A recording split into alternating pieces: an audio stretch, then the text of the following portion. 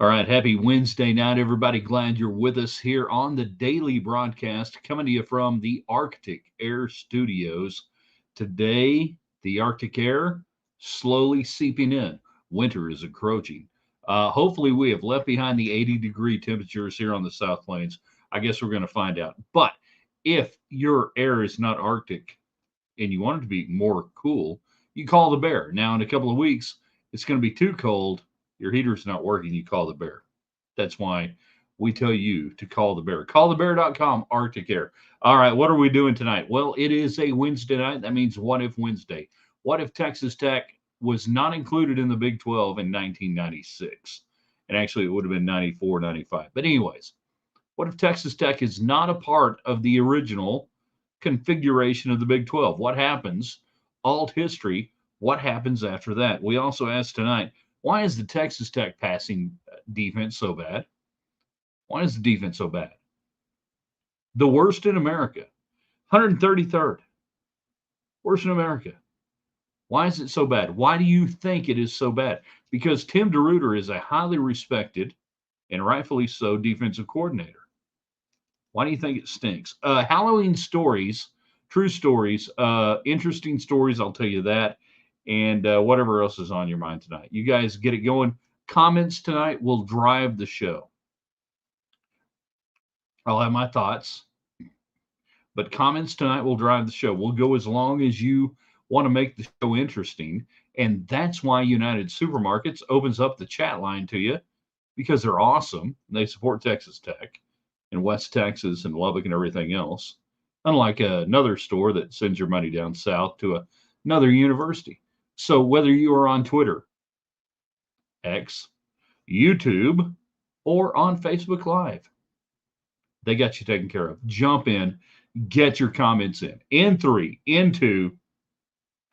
Good evening, West Texans, all you good, fine, friendly folks out there who wish you were. I'm Ryan Hyatt, TheRaiderland.com. Started your day there today. You saw the Raiderland hot links. You were jumping in there on What If Wednesday. What if Texas Tech were never in the Big 12 in the original configuration? What would happen? What do we do? You tell me. We're brought to you tonight by the Shropshire Agency in Lubbock, Texas. Independent agency. They can do an amazing amount of work for you and your family. You need to contact them. They are independent, just like all great West Texans. Jeff Shropshire and his crew ready to go to work. Give them a holler. Tell them we said, hey, if you own a business, things have changed, obviously, over the last several years. Maybe you work with the church board. I don't know. And you guys got your insurance coming up. Please call Shropshire and find out what they can do. Sideline provisions. Let's talk about that. Down at the new quarter four, which is the old Cardinals down there on South Loop 2 and Slide Road, you can go down there and get some great apparel.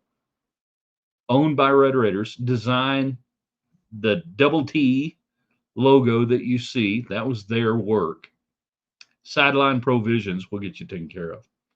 Good people, great Red Raiders. And then all the Western wear you see us wear, Boot City. One money saving mile outside the West Loop on 19th Street. All right, let's get it going.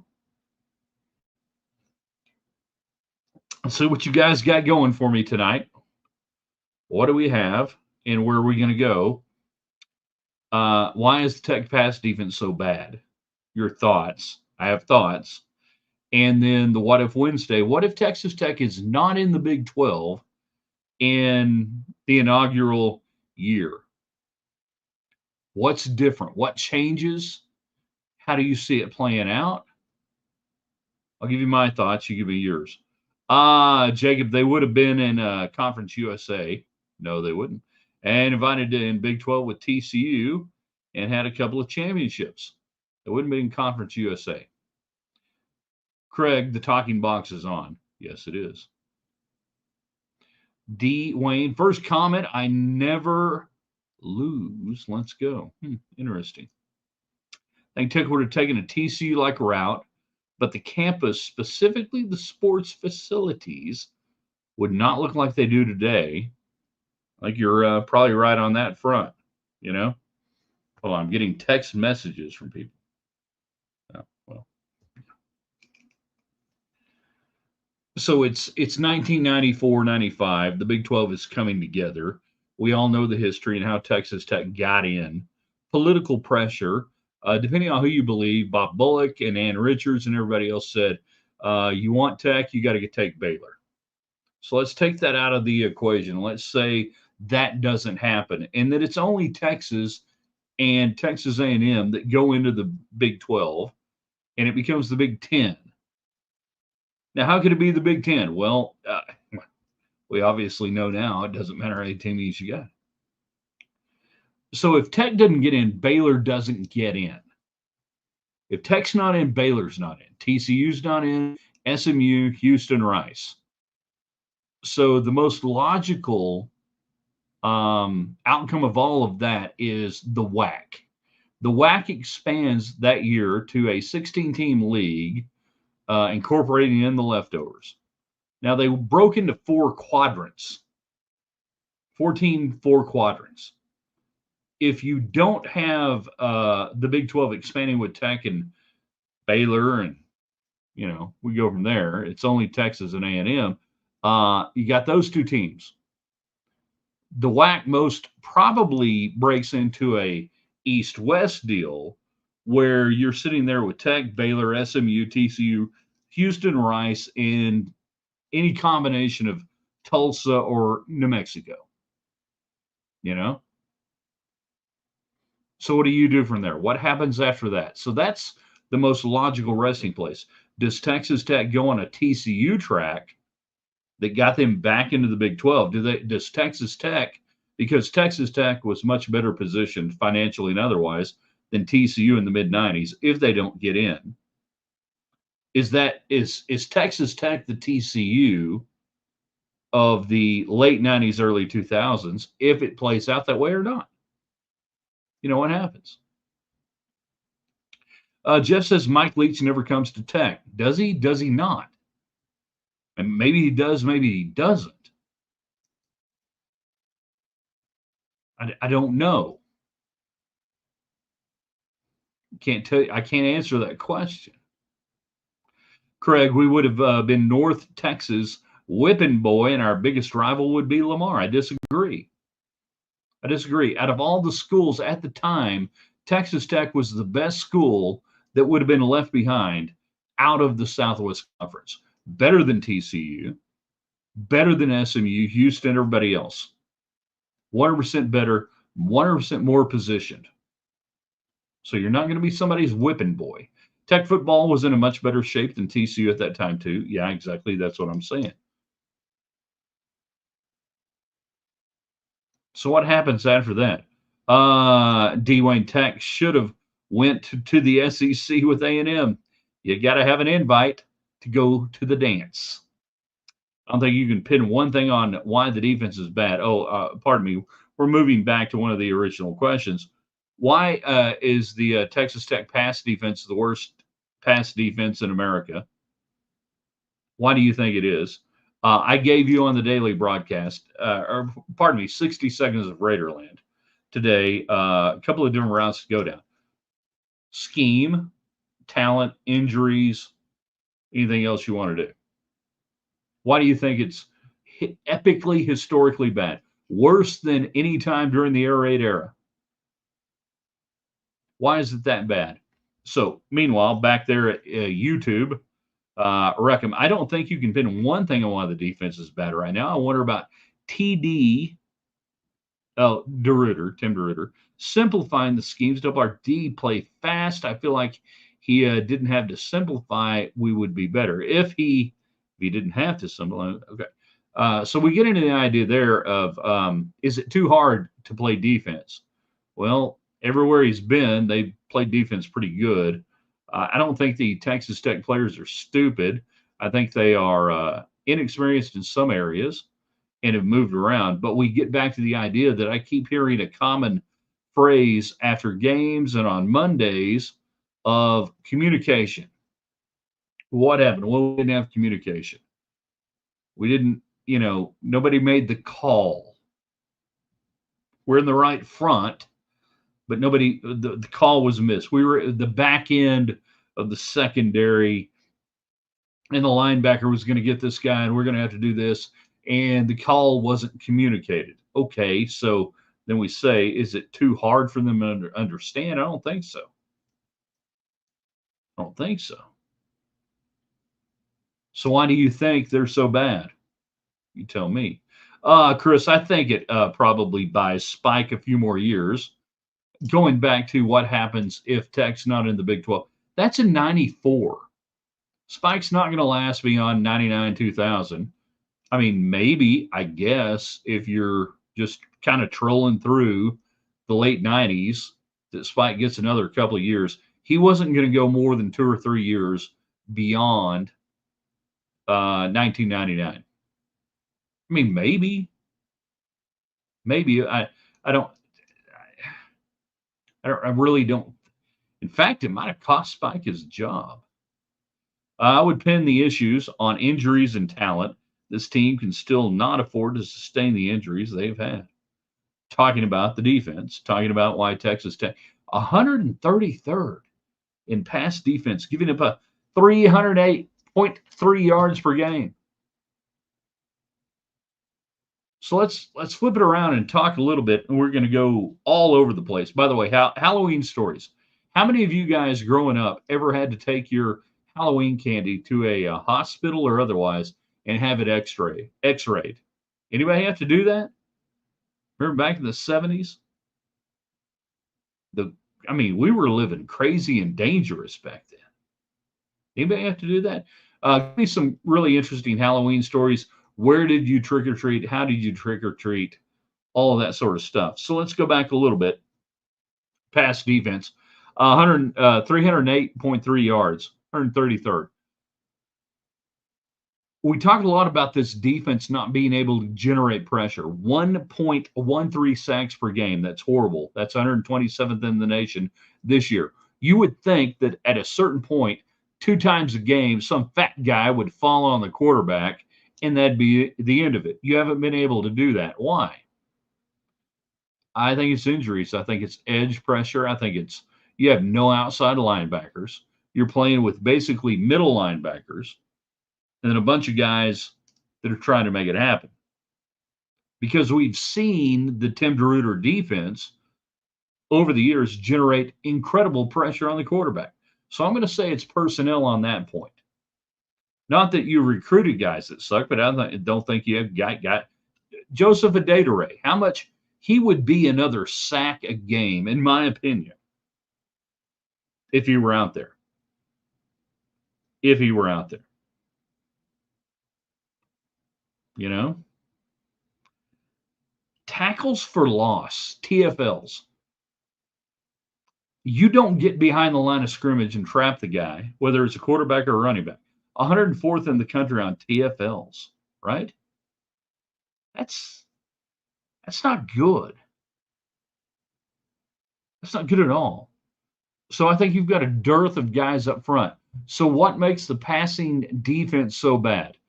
Are the defensive backs horrible? Is the scheme wrong? Or is it the front? You tell me. You tell me. Love to pin issues, injuries, and talent. This team can't afford to stay. Yeah, sorry, we read that a second ago. That's on me. Because I'm sure eating the candy after it's been exposed to radiation makes it safe to eat. Talking about back in the day, you were worried about razor blades and syringes and stuff and everything else. So literally the hospitals, and this probably continued into the 1980s, depending on how old you are, on Halloween, the hospitals, you could take all of your candy to the hospital and have it X-rayed.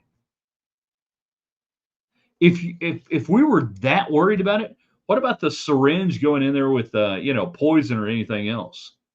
Good afternoon to you as well. I remember going to Lubbock General, not UMC, to get my. Okay, you really did that? Seriously, Craig, your family, your parents took all the shit you got, all the candy you got, and really took it up there and got it X-rayed. Why would you even eat it if that was the deal? D. Wayne on YouTube. What percent chance do we have to win in Ames on Saturday? 20% chance. You're what, about a 12-point underdog?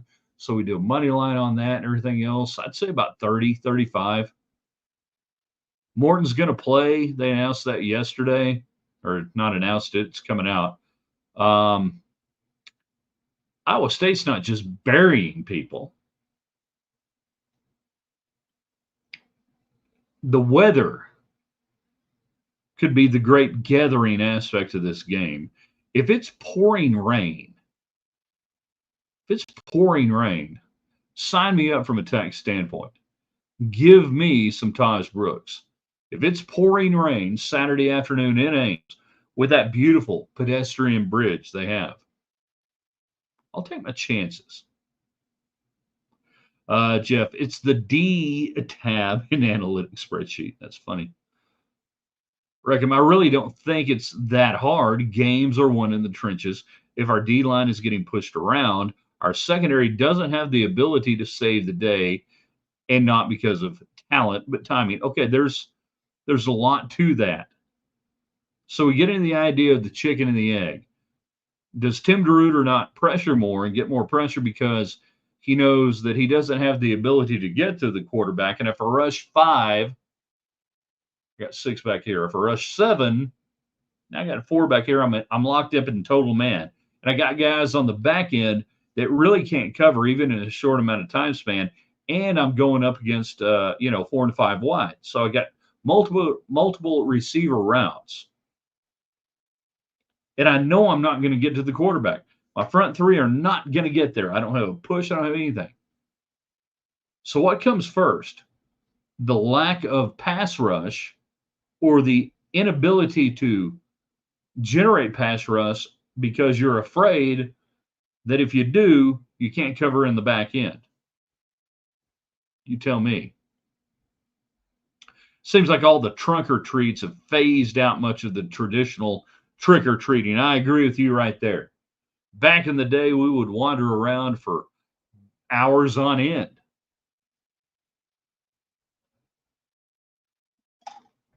Going hither and yon. And we didn't know. Actually, we did. A lot of them.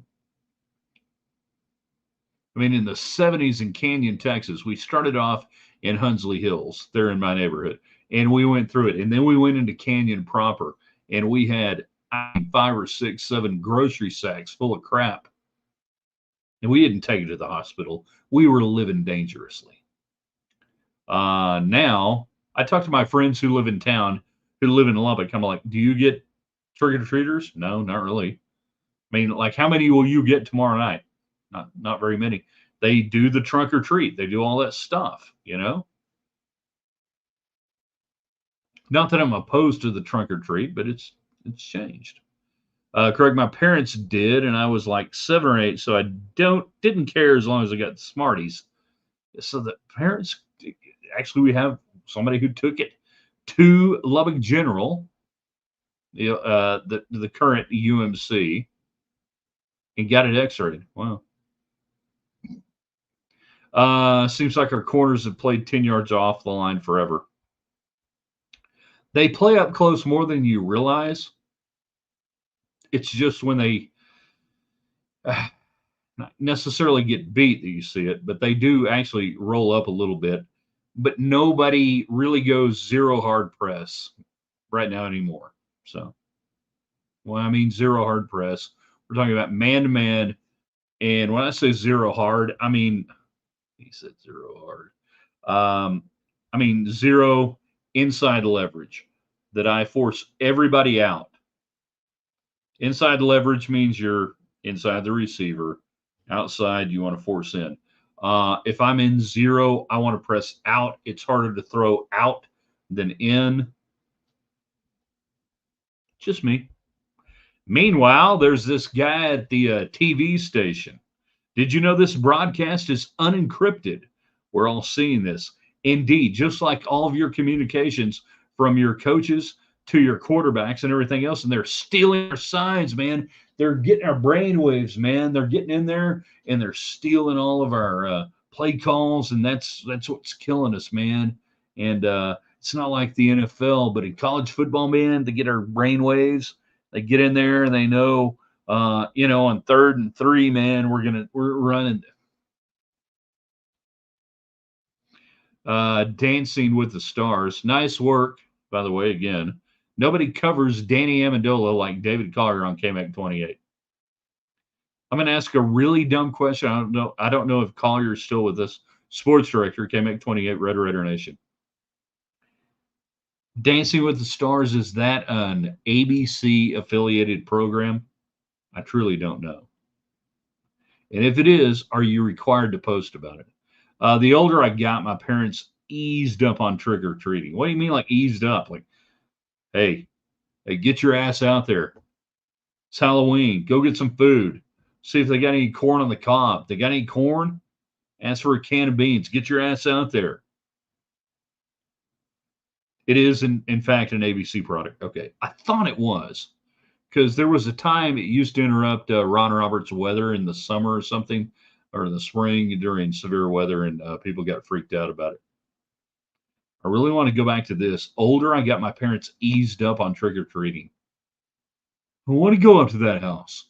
Get your ass up to the house. That bag ain't going to fill itself. Michigan, Alan, we welcome you now. Michigan has Connor Stallions. Did Baylor use a guy named Jethro Mustangs?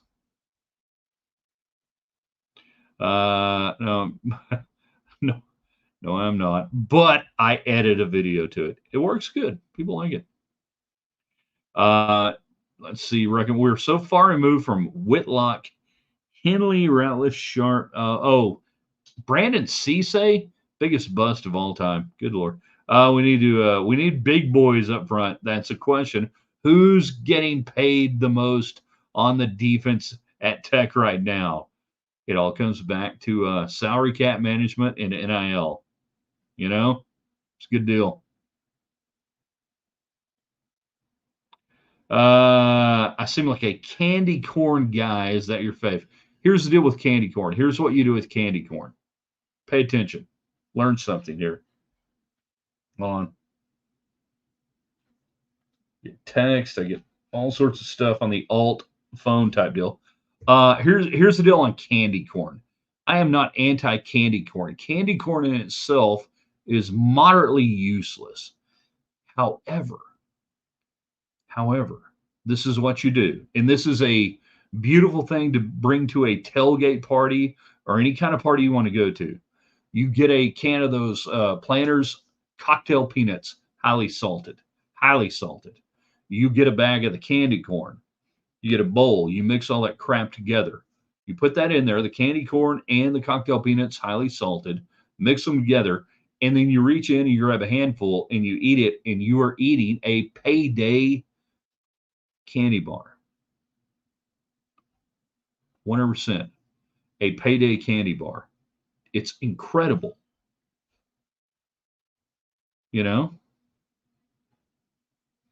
So the candy corn in and of itself, useless. It's what it can bring to the party for other things, like I'm talking about there with the cocktail peanuts, that turns into, and if you don't believe me, get it, try it, you'll be amazed.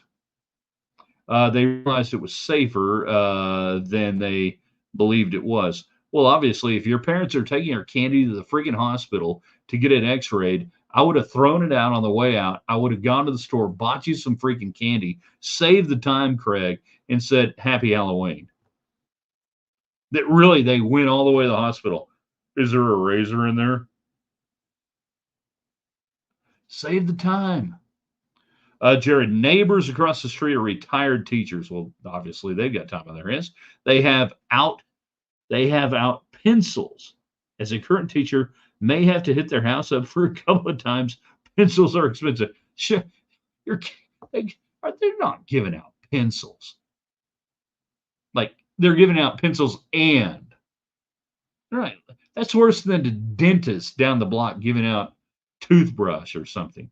Please tell me that you have not brought me all the way here to testify about airplane logs.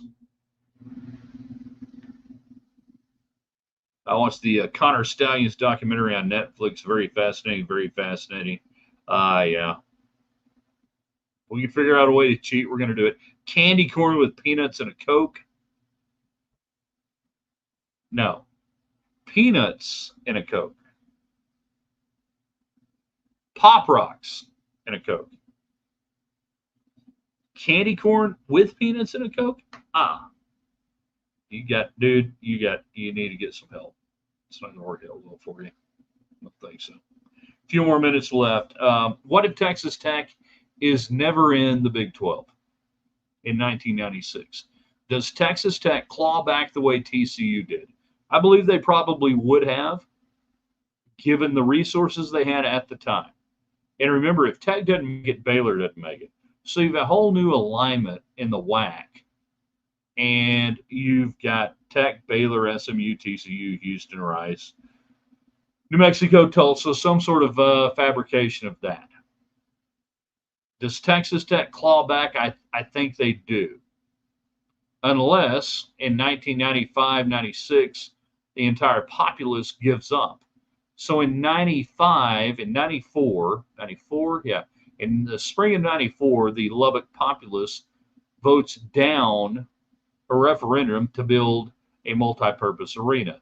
That's what creates United Supermarkets Arena, United Spirit Arena, that Tech does it on their own. Does that still happen if you're not in the Big 12? Don't know. The stadium expansion improvements in 2000, does that happen? And by the way, this is pre-Mike Leach. This got started in the 1990s while Spike Dykes was the head coach. The early expansion of the stadium and everything else, that was before Leach shows up. Does that happen if you're not in the Big 12? So facilities maybe get put on the hold. They maybe wait. But Texas Tech was infinitely ahead of TCU and certainly Baylor. So you go into a Mountain West or a WAC or whatever you want to call it at the time, and you should be ruling the roost for a couple of years. Then what? Then what happens? That becomes the interesting question, doesn't it? Now, during that time frame, you have the rise of Tech baseball in the mid 90s to the late 90s. Does that continue to happen outside the realm of the Big 12? You won the Southwest Conference, by the way, in 1995. 94, 95. Basketball. Rolling. Does it continue to roll? You tell me. Yeah, I had that one. Can't believe I forgot McKinnon Dixon, 8 sacks in 08. Brandon Williams was pretty good. We didn't have the best defense, but our D-line was certainly better. Held opponents to 26 points a game. Yeah. So let's come to now, and why does it suck so bad now? You tell me. Just want to say all the Tech podcast on the YouTube is hands down better than all of them. In all Tech media in general, Ryan's platforms are the best. Damn it, Jeff. I'm going to put you on the payroll. Why are you not putting this everywhere out there, inviting people in? God, next time I see you, call me, find me. Let's go get a burger.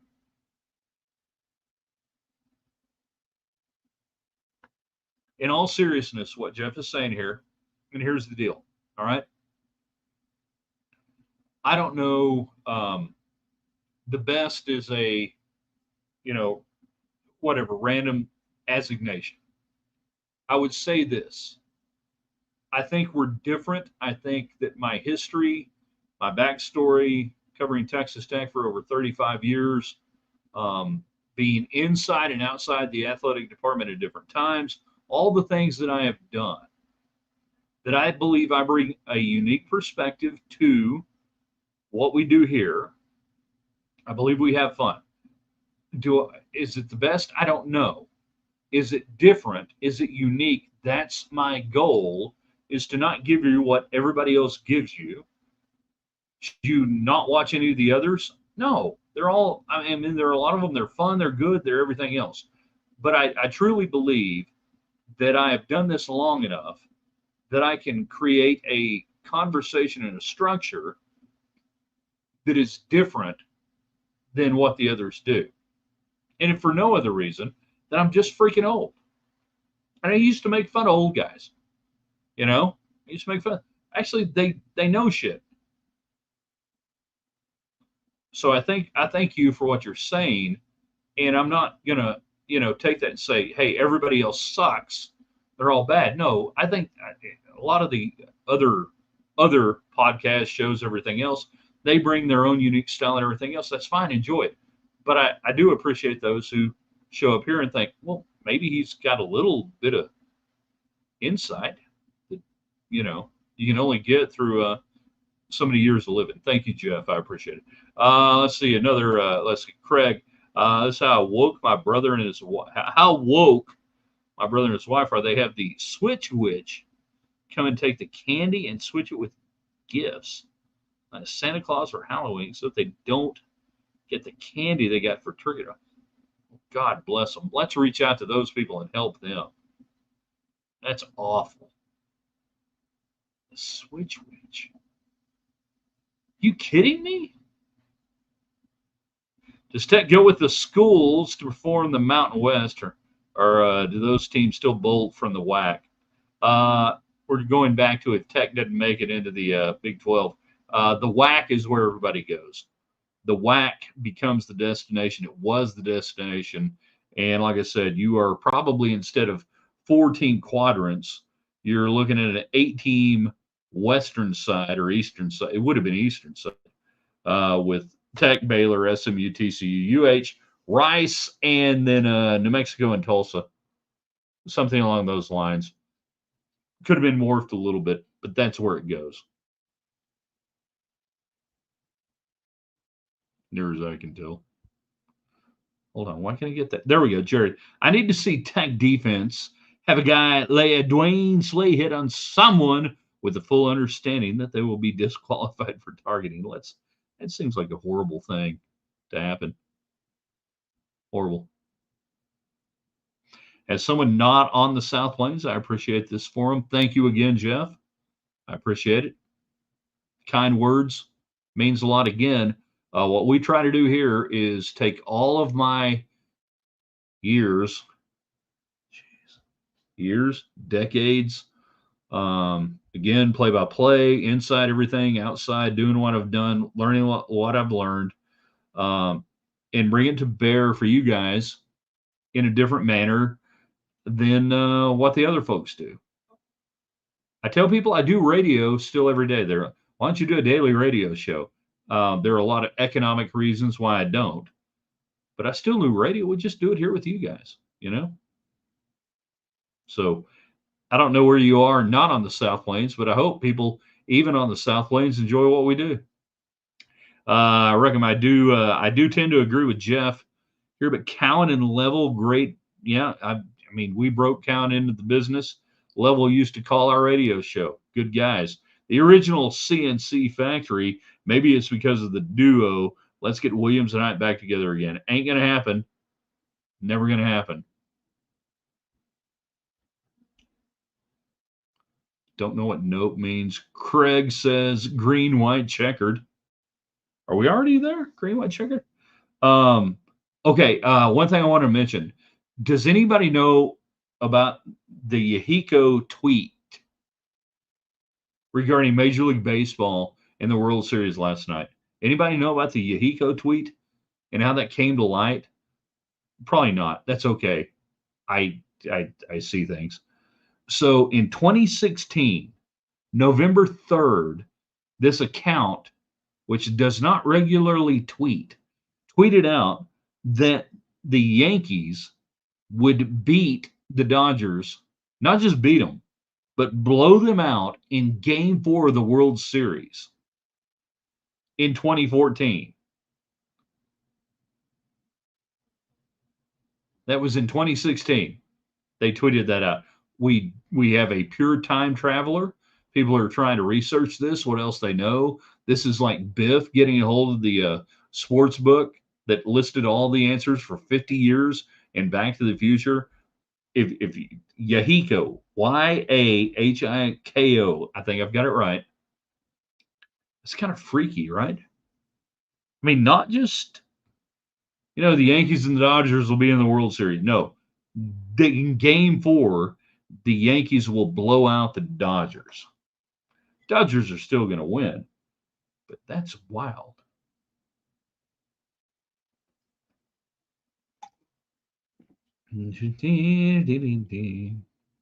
Saw some women walking around town today with blue hair and beards. Thought it was Halloween today. Depends on where you were. If you're in Muleshoe, it was just called a Wednesday. Go Dodgers, says Jeff. Dodgers still win. All right, so tech secondary, why is it so bad? In order. In order. Talent, injuries, inconsistent playing players together. And I should say not just the secondary, but the defense and the defensive numbers. And then no outside linebackers to bring pressure. That's 4, maybe 3. Massage that. It ain't technique and it ain't Tim DeRuyter. Tim DeRuyter is a great defensive coordinator.